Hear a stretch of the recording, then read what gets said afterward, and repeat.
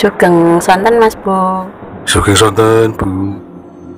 Ini saya Nining dari Boyolali, mau menceritakan tentang rumah kontrakan di kota Semarang Mas. Dulu tahun 95-an saya ngontrak di rumah di Semarang Selatan. Awalnya tuh pas mau masuk situ Mas, itu adem terus enak gitu Mas. Tapi pas udah di situ, pas malam pertama tidur di situ Mas, hawanya tuh panas banget. Panasnya tuh bukan panas sumuk, tapi panas kayak di oven itu loh Mas. Sampai anak saya tuh nggak bisa tidur. Terus akhirnya kasur tuh dibawa keluar ke ruang tamu karena panasnya tuh bener-bener nggak kuat. Terus pas itu kan cuman bertiga. Kemudian ada saudara yang dari kampung ikut di situ Mas, sama karyawan juga tidur di situ. Nah itu mulai banyak cerita-cerita mistisnya. Itu pas suami bangun tengah malam mau sembahyang tahajud, itu mendengar suara kayak orang ambil air minum. Terus paginya itu ditanya, nggak ada yang bangun Mas, nggak ada yang minum. Terus ada lagi pembantu saya tuh, saya keluar rumah ke rumah bapak saya tuh, satu keluarga yang di rumah itu cuman pembantu saya itu. Terus katanya tuh pas tidur kayak ditindih orang gede hitam, kami nggak bisa gerak. Terus bisa gerak itu setelah dengar adzan subuh, itu baru bisa gerak. Terus lagi saudara saya yang rumahnya Semarang Utara itu ngeliat anak tuh persis anak saya, katanya mainan air di drain belakang, tapi anak saya tuh tidur. Terus nah itu tadi siapa ya Mbak? Itu kejadian siang atau malam Pak Nun Sewu? Sore, hampir menjelang asar tuh. Terus ada lagi pas saya pulang ke kampung, rumah kan kosong Mas. Terus saya minta tolong sama saudara saya yang di Semarang tuh suruh nungguin. Pas tidur yang pertama itu, malam pertamanya itu katanya telepon tuh bunyi sendiri, diangkat nggak ada yang ngomong, terus diangkat lagi nggak ada yang ngomong gitu. Terus ditinggal ke kamar ketiduran Mas, katanya ada suara kayak kuda banyak gitu, tapi di seberang kamar, berarti di rumahnya tetangga tuh. Terus yang malam kedua itu kan takut telepon bunyi, itu dicabut katanya, tapi kok bunyi lagi, ada suara dering telepon tapi nggak diangkat, takut. Itu telepon rumah ya Bu ya, Nun Sewu? Nah itu kan sudah dicabut dari itu loh Mas, dari kabinnya udah dicabut tapi kok tetap bunyi gitu loh. Terus tidur itu ada suara kayak barisan tentara gitu, katanya banyak gitu tuh. Terus akhirnya malam berikutnya nggak berani tidur situ lagi, pulang. Itu sampai berapa hari Nun Sewu saudaranya panjenengan misalnya menginap di rumah panjenengan Nun Sewu? 2 malam Mas, 2 malam. Tadinya mau 3 malam, tapi yang malam terakhir takut, terus pulang. Akhirnya kosong gitu, nggak ditungguin. Nun Sewu, rumahnya menghadap kemana itu Nun Sewu? Rumahnya tuh menghadap ke barat. Ke barat sih. Nun Sewu, tidak jauh dari situ ada sungai Bu Nun Sewu? Iya dekat Mas, sungai besar. Pernah ada cerita Nun Sewu putranya Ibu Nining ini seperti kayak dikeloni gitu ndak Bu Nun Sewu? Ya itu pas siang tidur di kamar belakang itu sampai hampir maghrib itu belum bangun. Terus katanya ada yang ngelonin, ya dikiranya tuh dikelonin mamahnya, ternyata enggak. Terus tanya sama kakak-kakaknya juga enggak. Terus tanya lah siapa ya yang tadi ngelonin itu. Nun Sewu, sering ada ini Nun Sewu, kalau bahasa saya sering terjadi kayak fenomena poltergeist enggak? Maksudnya barang sering jatuh atau barang sering berpindah dari tempat satu ke tempat yang lain gitu Bu Nun Sewu? Kalau barang enggak, cuman pernah kejadian kunci mas, kunci motor itu kan ditaruh di laci, mau pergi tuh dicari nggak ada mas, tapi besoknya itu ketemu ya di situ yang di tempat tadi ditaruh itu. Padahal sudah dicari-cari saat itu ya Bu ya Nun Sewu? Iya udah dicari ya, biasanya kayak disembunyikan itu mas. Nun Sewu Bu, kalau kita menghadap ke rumah itu ada bekas tebangan pohon enggak Bu Nun Sewu di sebelah kiri Bu Nun Sewu? Tebangan pohon kurang tahu mas kalau dulunya ya. Itu berarti panjenengan itu sudah diplester atau ditutup oleh lantai gitu atau gimana pada waktu menempati rumah tersebut Nun Sewu? Sudah plesteran semua, tapi dulu waktu saya masuk ke situ tuh sebelah rumah itu lahan kosong. Gitu, inje. Nun Sewu, sempat kosong lama enggak Bu rumah itu Bu Nun Sewu? Katanya sempat kosong, terus dikontrak lagi. Isinya cuman kalau siang, kalau malam kosong. Jadi gak dibuat kantor. Itu Nun Sewu 3 kamar Bu Nun Sewu? 3 kamar sampai 4, yang satu kamar pembantu kecil. Berarti kamar pembantu berarti di belakang sebelah kiri berarti gitu ya Bu ya Nun Sewu? Ya, iya mas. Nun Sewu, apakah ada tempat yang sering gonta-ganti lampu gitu Bu Nun Sewu? Tempat yang gonta-ganti lampu itu lampu kamar mandi.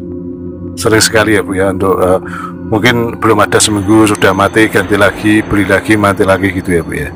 Iya mas. Ya Nun Sewu Bu, apakah dari ruangan luar terus kita masuk ke dalam itu melewati lengkong dulu ke kiri baru apa itu kayak tempat cuci ya Bu ya, tempat cuci terus kemudian baru kamar mandi Bu Nun Sewu? Kalau dari depan itu bukan lengkong, itu jalan dapur mau ke belakang. Gitu, berarti misalnya jalan ke belakang terus kemudian kiri baru kamar mandi gitu atau gimana Bu Nun Sewu? Jalan ke belakang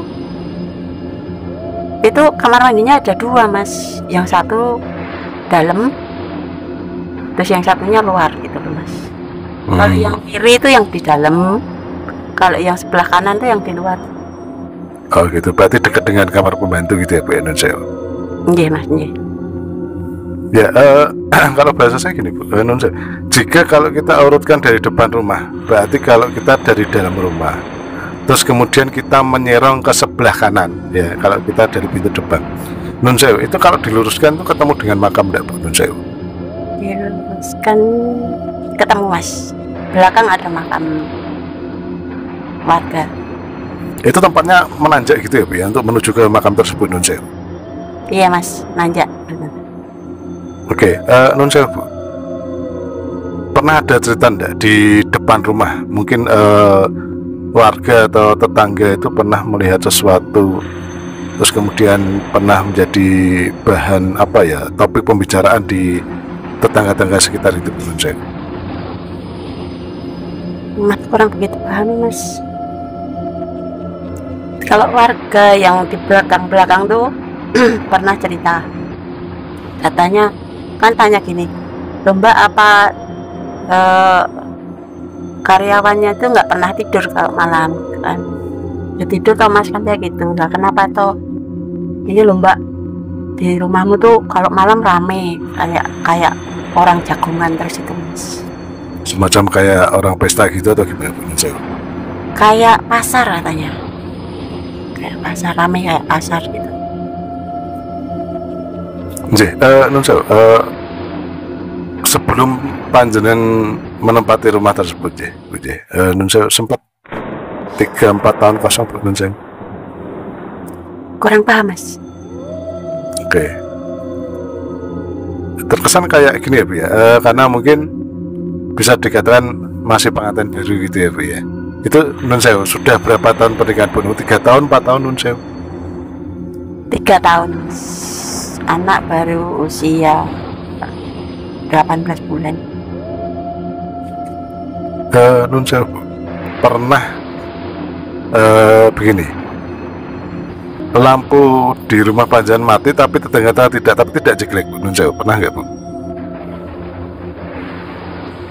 Kayaknya enggak ini Mas. Lupa saya Mas. Nggih. Ya, jadi begini Bu, nggak tahu kenapa kok saya tertarik emang kalau kita tarik dari arah makam, dari arah makam terus kemudian kena di apa ya, istilahnya tegalan gitu ya Bu ya, lahan kosong gitu ya Bu ya. Itu Nun Sewu, dulu itu ditanami apa Bu? Telo-telo gitu, apa ketela, pohon ketela atau hanya ilalang gitu atau gimana Bu Nun Sewu?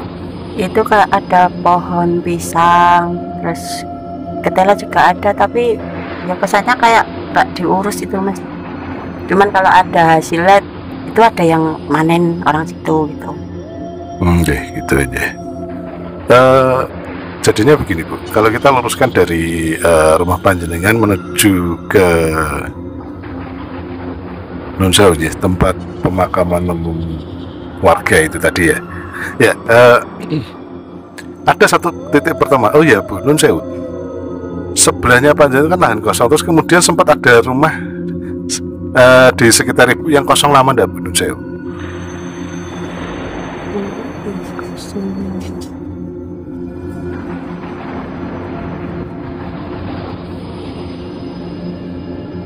Ya jadinya gini, rumah panjenengan terus kemudian depannya jadi depan atau belakangnya terus kemudian lama tidak ditempati lah gitu Nun Sewu, sampai mungkin agak sedikit tidak terawat rusak gitu, ada enggak Nun Sewu? Ada Mas, belakang rumah, cuman itu ada belakang rumah persis. Kayaknya itu masih punyanya saudara yang rumahnya saya kontrak. Oh gitu ya Bu. Itu memang tidak terurus gitu atau gimana? Atau mungkin juga ada cerita-cerita juga tentang kenapa rumah itu kosong lama gitu Nun Sewu, yang belakang rumah panjenengan itu Nun Sewu? Katanya tadinya itu rumah itu juga miliknya yang saya kontrakin itu Mas, tapi kok terus sekarang itu katanya punyanya adiknya gitu. Kurang tahu persis. Nun Sewu, itu ada bak tandon atau tandon besar gitu Bu, di belakang Bu Nun Sewu? Gak ada Mas. Atau tong yang dibikin untuk beberapa tong, 2 atau berapa, terus kemudian untuk tempat apa air gitu, tandon air gitu Bu Nun Sewu? Oh Mas, ada 2 tong. Ada 2 tong, oke. Ya jadinya kalau boleh saya berkomentar, memang adanya satu jalur di situ ya Bu ya, terutama untuk kalau kita dari dalam rumah terus kemudian kita menengok kanan terus diluruskan itu kan ketemu dengan satu makam gitu kan Bu. Terus kemudian adanya rumah kosong juga. Cuma saya tertarik gini Bu Nun Sewu, di situ ada rumah kosong yang memang dia punya sumur enggak Bu Nun Sewu? Sumur yang bukan sumur kayak sumur pompa itu bukan ya Bu ya, kayak sumur timba gitu Bu Nun Sewu. Jadi lahan kosong itu ada sumurnya Mas. Berarti itu Nun Sewu sumurnya dipakai gitu atau memang terbengkalai gitu Bu Nun Sewu? Sumurnya itu ya dipakai kalau pas ada orang di situ, pas lagi ngarap situ tuh. Kalau enggak ya nggak ada yang pakai Mas. Gitu ya Bu ya. Jadinya hanya ada timbulnya juga tidak timbul itu ya Bu ya, tidak timbul kerek gitu ya, timbulnya pakai tali sama ember cuma gitu aja ya Bu ya Nun Sewu. Tapi tetap masih ada bibir sumurnya gitu ya Bu ya. Iya Mas, bibir sumurnya itu ya tapak sama tanah itu. Gitu. pernah ada cerita nggak non sewu di situ di apa dibangun atau misalnya dibuat sumur gitu Bu, tapi kenapa sumur itu tidak dipakai non sewu? Pernah ada cerita enggak Bu? Kurang tahu Mas, mungkin dulunya ada mungkin, tapi kan saya baru sih baru. Ya itu tadi, jadi adanya jalur ya, dimana titik pertemuannya itu kalau bahasa saya sih justru malah di sumur itu baru di rumah kosong di belakang rumah panjenengan. Jadi bukan di rumah panjenengan. Jadi kalau rumah panjenengan itu hanya apa ya, kalau bahasa saya terkena satu radiasi ya seperti itu. Jadinya untuk titik intinya adalah lahan kosong itu sumur, terus kemudian non saya Bu ada pohon besar Bu di situ. Mungkin pohon mangga atau pete atau randu gitu Bu non saya. Dulu ada pohon waru. Waru jadi itu besar sekali ya Bu. Diameter mungkin dia sekitar 70-80 gitu Bu non saya. Ya lumayan agak besar Mas, di pojokan. Oke, ya jadinya kalau kita ulangi lagi untuk adanya satu titik pertemuan, saya sebenarnya bukan di tempatnya panjenengan yang utama, tapi dari lahan kosong itu sumur, terus kemudian belakang rumah panjenengan. Ya jadinya rumah panjenengan itu terkena satu apa ya? Jadinya kalau secara logikanya begini, aslinya itu tempatnya itu di belakang rumah, tapi rumah panjenengan terkena radiasi. Memang ada jalur, cuma jalurnya itu bukan terus kemudian jalur yang selalu dilewati, tidak. Jadi jalur frekuensi non sewu makhluk asal yang dilalui jika ada keperluan khusus. Kalau di tempat non sewu kita kembalikan di dunia kita itu seperti itu. Jadinya memang ada jalur, tapi jalur itu tidak sering dipakai. Justru yang sering dipakai adalah jalur yang ada di belakang rumah panjenengan. Jadinya di rumah panjenengan juga ada, cuma tidak sering dipakai seperti jalur yang di belakang rumah panjenengan dan yang di non sewu lahan kosong yang ada sumurnya serta dulunya itu ada pohon apa warunya tersebut. Jadinya seperti itu non sewu. Mungkin ada cerita lagi di itu Mas, di kamar tengah itu loh Mas. Saya tuh kalau tidur di kamar yang tengah itu kok masih mimpinya serem gitu Mas, nakutin. non sewu. Kalau kita bayangkan ya, kalau kita masuk kamar ya, terus tempat tidur gitu. Jadinya non sewu malang atau kalau apa istilahnya membujur menghadang pintu kamar masuk enggak Bu nun sewu, bentuk tempat tidurnya atau posisi tidurnya nun sewu, atau bahkan kita masuk terus kemudian tempat tidurnya di sebelah kanan gitu nun sewu. Begitu masuk tempat tidurnya di sebelah kanan Mas. Itu kan menghadap ke barat ya Bu, rumahnya panjenengan nun sewu. Iya Mas. Ya, untuk kalau begitu kita masuk tempat tidur di sebelah kanan ya. Terus kemudian panjenengan kalau tidur itu jika kita miring itu menghadap ke barat ya Bu Nunsia? Iya, menghadap ke barat, terus posisi kepala itu menghadap ke selatan. Ya mungkin kalau bahasa orang tua mengatakan Nunsia dulu itu mujuri wong mati gitu ya, misalnya posisi di mana orang meninggal itu jika mau dikuburkan, jadinya kalau kita menghadap ke kanan ya berarti itu berarti menghadap barat gitu ya. Mungkin ada lagi Bu, cerita Bu non saya. Oh itu Mas, pas saya udah mau pindahan itu kan ya statusnya udah pindah rumah, cuman kadang kalau masak nasi kan masih di rumah yang lama.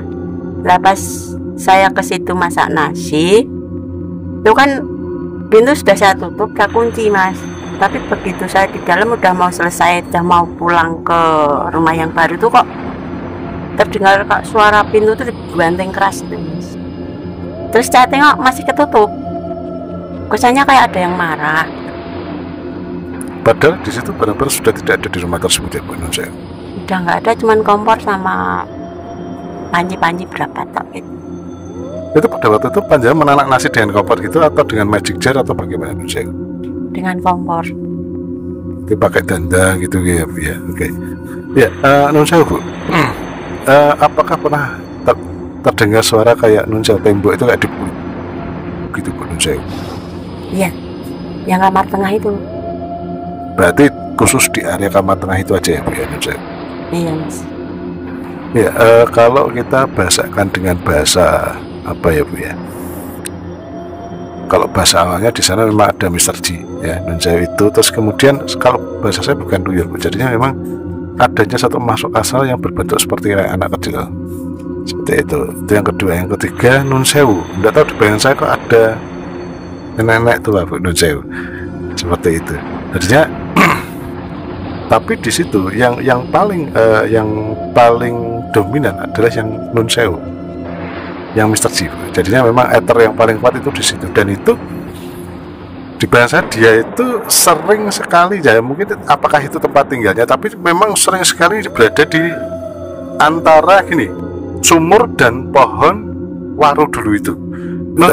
Terus kemudian pada waktu sebenarnya begini Bu, pada waktu Panjang menanak nasi ya, itu Nun Sewu waktu itu sendirian Bu, Nun Sewu? Sendirian. Ya, begini sebenarnya pada waktu Panjenengan berjalan menuju ke dapur, sebenarnya Panjenengan itu sudah merasakan ada sesuatu yang kurang enak, mungkin bisa dikatakan kok ada hawa dingin, terus kemudian agak-agak merinding gitu ya Nun Sewu? Iya.